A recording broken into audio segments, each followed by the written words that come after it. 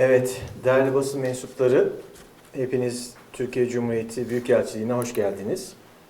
Уважаемые представители средств массовой информации, я рад приветствовать вас всех в здании посольства Республики Турция в Бишкеке. Biliyorsunuz bugünlerde Suriye'nin kuzeyinde ve Suriye'nin genelinde tarihi günlerden geçiyoruz. Уважаемые гости, как вы знаете, в последние дни происходит ряд событий на границе Турции и Сирии.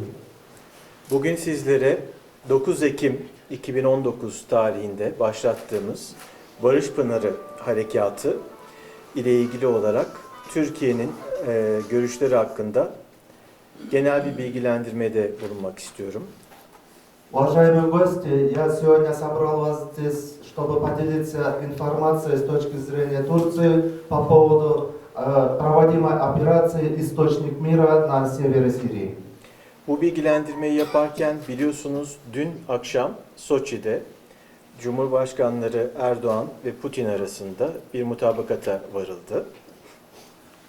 Как вы знаете, вчера вечером в городе Сочи состоялась встреча президентов Турции господина Эрдогана и президента России господина Путина, по результатам которых была достигнута определенная договоренность по этой ситуации. Ve bundan 6 gün önce de Ankara'da Amerika Birleşik Devletleri Cumhurbaşkanı Yardımcısı Pence'in ve Dışişleri Bakanı Pompeo'nun ziyaretinde de Cumhurbaşkanı Erdoğan'ın bu heyetle yaptığı görüşmede de bir mutabakata varılmıştı.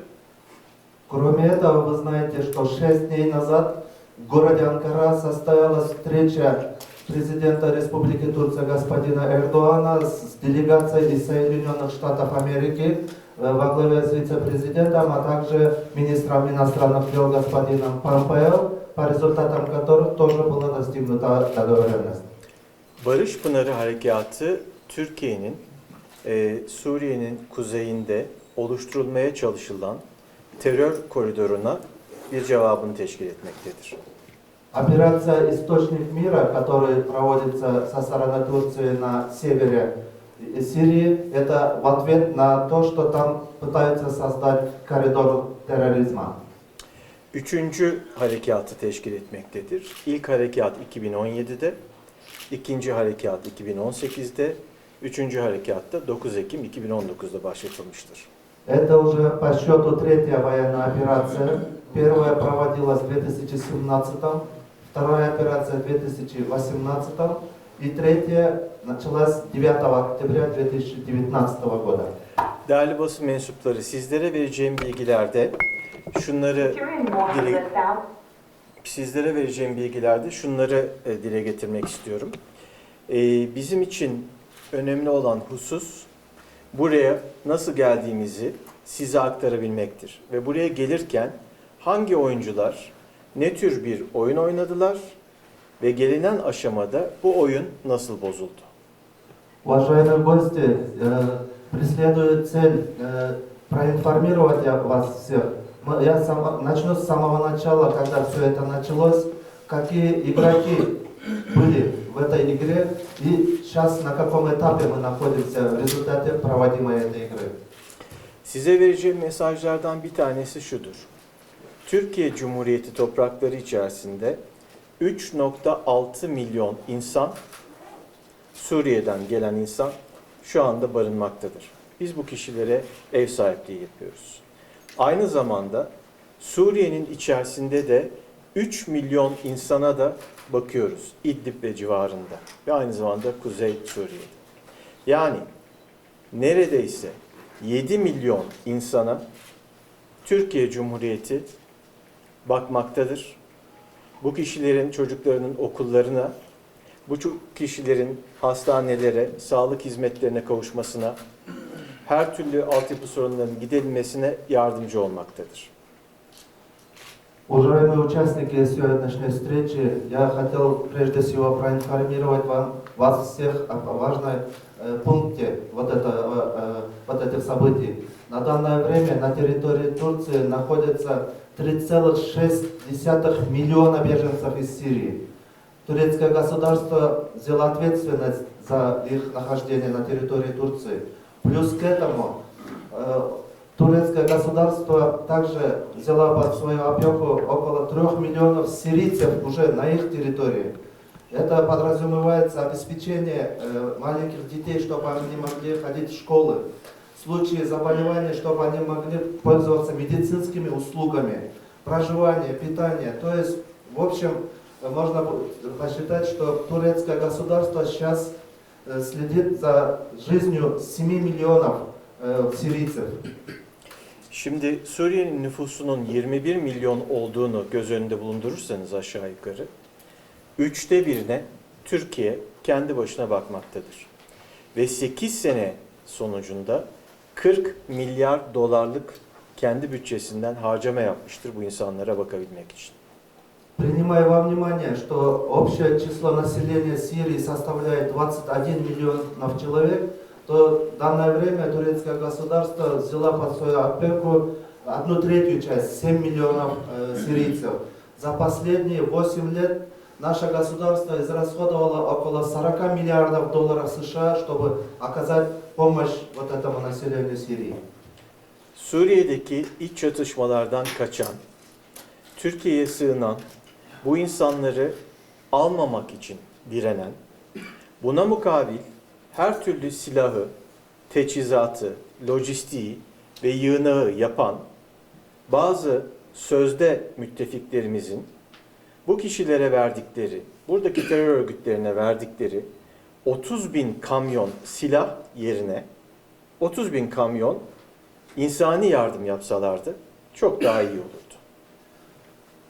Вы, наверное, тоже одобрите то, что в этой стране в результате произошедших боестолкновений, гражданской войны, миллионы беженцев пытались покинуть страну.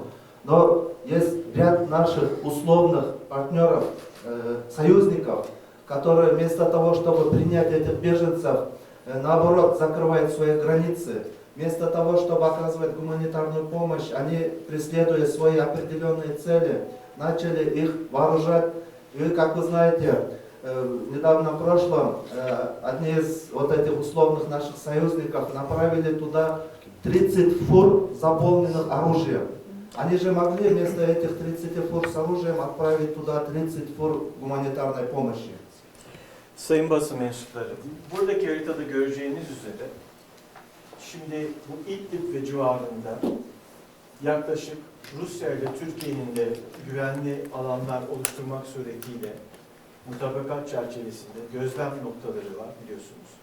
Buradaki insanlar ve Afrin ve Azaz bölgelerinde, Cerablus bölgesindeki bu harekatlarda 2017 ve 2018'e yaptığımız harekatlarda temizlediğimiz bölgelerde yaklaşık 3 milyon insan oturuyor. Уважаемые представители средств массовой информации, вот здесь на экране вы видите карту, которая сейчас актуальна на данное время. Вот снизу светло-зеленым указан область города Идлиб, где в данное время мы в рамках договоренности с Российской Федерацией определили точки, где будем проводить совместное патрулирование. Выше на севере есть две области, в которых раньше проводились две операции в 2017 и 2018 году, которые были очищены. И вот в этих трех регионах в данное время проживает 3 миллиона граждан Сирии. 3.6 milyon Suriyeli Türkiye'de şu anda.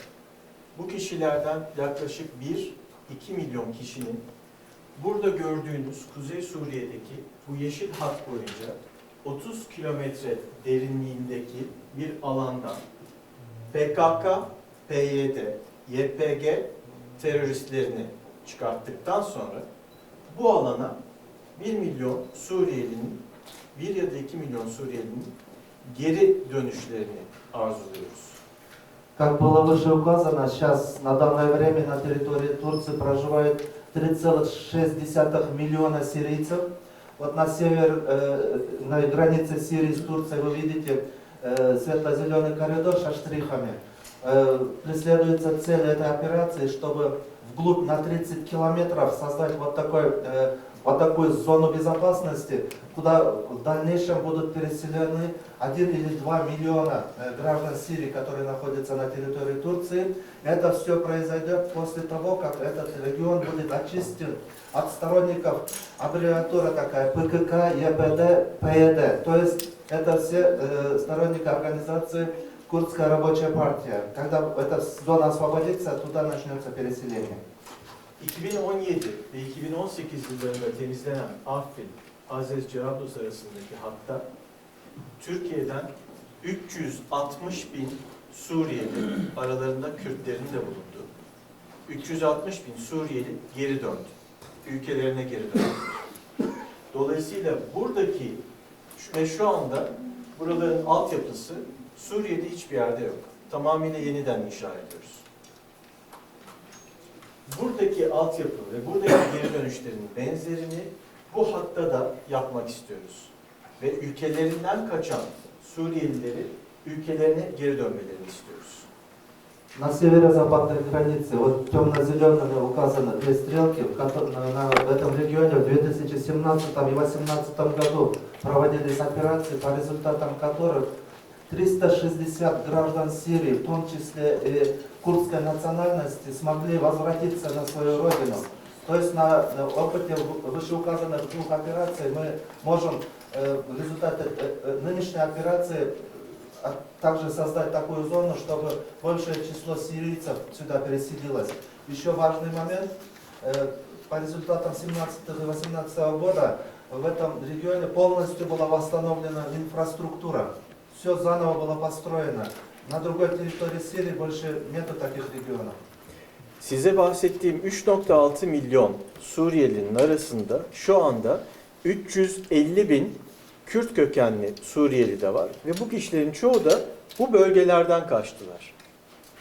Bu bölgelerden PKK'dan, PYD'den, YPG'den kaçtılar. Bu bölgeler temizlendikten sonra Suriyeli Kürtler, şu anda Türkiye'de sığınmış olan Suriyeli Kürtler de bu bölgelere geri dönecekler. Среди 3 миллионов 600 граждан Сирии, которые сейчас находятся на территории Турции, около 350 тысяч граждан Сирии, они являются курдской национальности. Они все жили в приграничных районах с Турцией, и они ушли из своей страны в связи с давлением со стороны вышеуказанных организаций ПКК, ПЕД и ЕПГ. И после того, как эта zona будет обеспечена, у них будет возможность возвратиться назад на свои родные земли.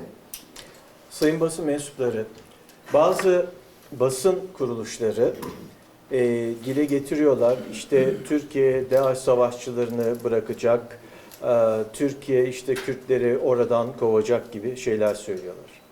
Bunların hepsi kara propaganda. Net olarak size bir bilgi vereyim. DAEŞ'e karşı oluşturulan koalisyonda devlet olarak Suriye'de savaşan hangi ülke var? Tek batılı ülke var. Türkiye. 4000 DAEŞ militanını Türk askerleri öldürdü. Dolayısıyla Batı medyasında kalkıp siz DAEŞ'e karşı savaşmıyorsunuz diyenler yalan söylüyorlar. Уважаемые представители средств массовой информации, как вы знаете, есть ряд информационных агентств, которые в своих публикациях утверждают, что Турция после вот этих всех своих действий оставит своих военных там, что будут изгонять курдское население этой страны. Я хочу вам привести пример того, что в рамках борьбы с ИГИЛ была создана коалиция. На данное время на уровне государства, кто воюет с боевиками вот этой исламского государства? Только Турция. Военные, вооруженные силы Турции уничтожили около 4000 боевиков вот этой организации. И то, что сейчас некоторые прозападные средства массовой информации пытаются проводить пропаганду очернения, Это вот прекрасный пример того, что происходит на самом деле. Hep basında görüyoruz, bilhassa Batı basınında görüyoruz. Türkiye'de yaklaşık 4 milyon kişinin 40 milyar dolar yardımla en güzel şekilde barındırıldıklarını hiç bahsetmiyorlar. 7 milyona yakın insanın Türkiye tarafından bakıldığına bahsetmiyorlar. 4000 DAEŞ teröristinin Türk ordusu tarafından öldürüldüğünden, etkisiz hale getirildiğinden bahsetmiyorlar. Уважаемые представители средств массовой информации, еще один такой существенный момент. Подавляющее большинство прозападных средств массовой информации в своих публикациях даже одной буквой не указывает то, что турецкое государство до сегодняшнего дня потратило 40 миллиардов долларов, чтобы обеспечить проживание около 4 миллионов беженцев из Сирии. Что в общем числе сейчас она взяла под свою опеку 7 миллионов граждан Сирии. Что в рамках борьбы с ИГИЛ турецкие вооруженные силы уничтожили около 4000 боевиков этой организации. Даже одного слова нет в их публикациях об этих действиях Турции. Size bir sorum var. Bunu Batı medyasına daha doğrusu bir sorum var, size değil. Batı medyasında hep şunu görüyoruz. Türkiye işte hiç yardımcı olmadı, şudur budur. 101 ülkeden 7621 kişi DAEŞ mensubu olduğunu varsaydığımız 7621 kişiyi biz 101 ülkeye geri göndermişiz. Bu kadar yapan başka bir ülke var mı? Ben size soru soruyorum. 2. 9500'den fazla kişiyi risk analiz grupları nedeniyle Türkiye'ye sokmamışız. Bunu başka yapan bir ülke var mı? Ben size soruyorum. Batı medyası hep bunu böyle yazıyor. Var mı? Yok. Уважаемые представители средств массовой информации, у меня несколько вопросов будет к вам, то есть, точнее, про западным средствам массовой информации. По результатам изучения выяснилось, что в зону конфликта в Сирии из 101 страны мира направлялись боевики, и что из них 7621 боевик был возвращен назад со стороны Турции. Об этом кто-нибудь писал? Нет. И то, что в рамках проведения анализа риска на границе Турции были остановлены около 9500 лиц, которые подпадали под группу риска и которые были возвращены назад в свою родину. Об этом кто-нибудь писал? Şimdi size birkaç temel mesaj. Türkiye kendi sınırında PKK, PYD ve YPG'den oluşan, bu üçü aynı, bir şey fark etmiyor. SDF dedikleri Syrian Democratic Forces'da biraz sonra göreceksiniz ne olduğunu. Bunlardan oluşan bir terör devletinin, bir terör koridorunun oluşmasına izin vermeyecek. Bu birinci mesaj.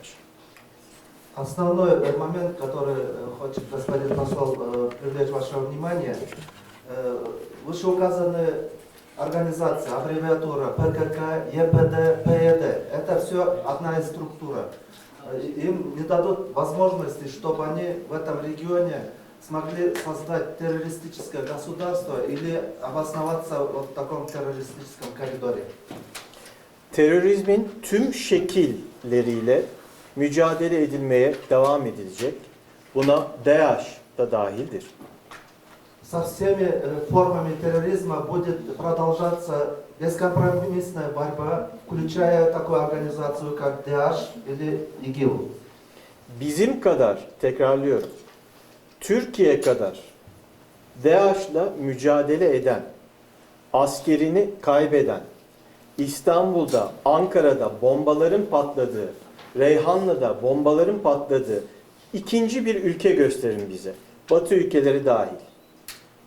если у вас есть такой пример, который прожила своя Турция в рамках борьбы с терроризмом, что она сталкивалась и с внутренними террористическими актами, взрывами в Стамбуле, в Анкаре, и очень много жертв как среди мирного населения, так и представителей вооруженных сил Турции.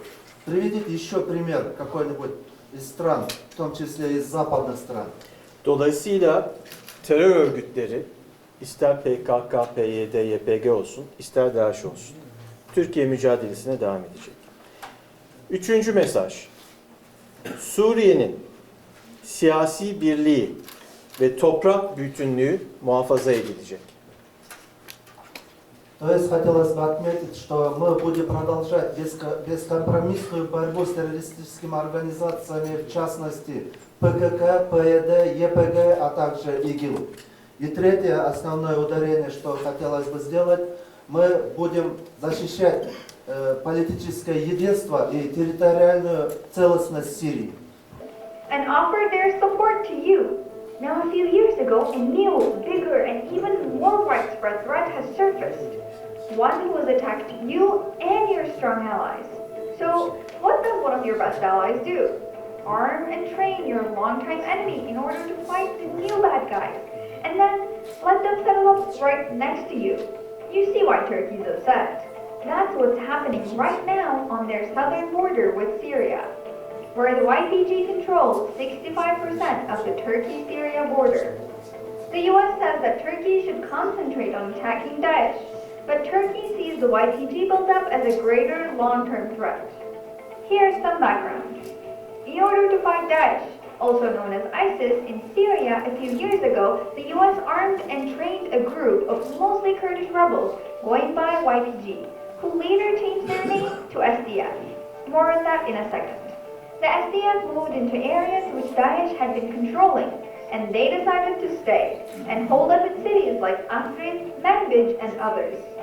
Some areas previously controlled by Daesh are now swarming with SDF fighters. So, who is the SDF? They formerly called themselves the YPG, who the Turks would say equated to the PKK. If you're dealing with a terrorist enemy of mine, how can you do that ally?